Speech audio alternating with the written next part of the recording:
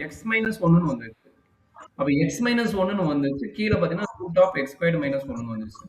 அப்ப இத டைரக்ட்டா இன்டகிரல் பண்ண முடியாது. ச இதுக்கு பார்த்தீங்கன்னா 2 மெத்தட் அப்ளை பண்ண போறோம்.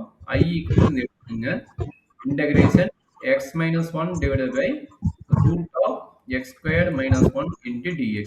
கரெக்ட்டா தானே? Yes, sir. ஸ்பிளிட் அப் பண்ணிக்கோங்க. எப்படி ஸ்பிளிட் அப் பண்ணுவீங்க? x divided by root of X squared minus 1 into dx minus integral dx divided by root of X squared minus 1. இதுல ஏதாவது டவுட் இருக்குதா? இது எப்படி ஸ்பிளிட் அப் பண்ணணும்னு?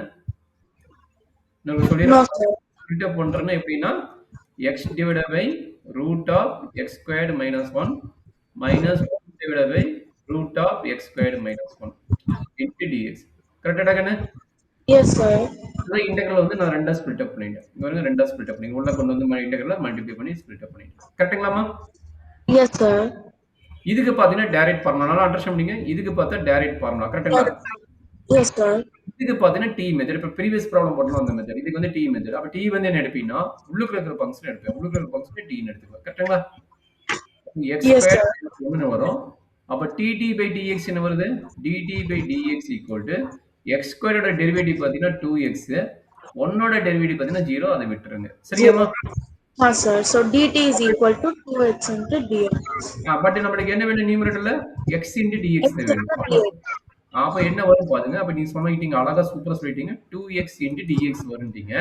பட் நம்மளுக்கு என்ன ரிசல்ட் தான் வேணும்? x into dx தான் வேணும். ஆனா இந்த So 2 2 என்ன அழகா சொல்ற. Super. Very good. Very good. அப்ப dt by 2 equal to x into dx மாறும். கரெக்டாமா?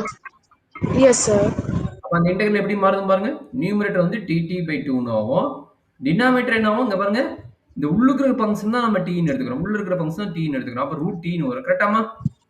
Yes, sir. மைனஸ் இதுக்கு டைரக்ட் ஃபார்முலா. என்னது? Root of X square minus A square என்ன ஃபார்முலா? நான் இருக்குதா ஃபார்முலா?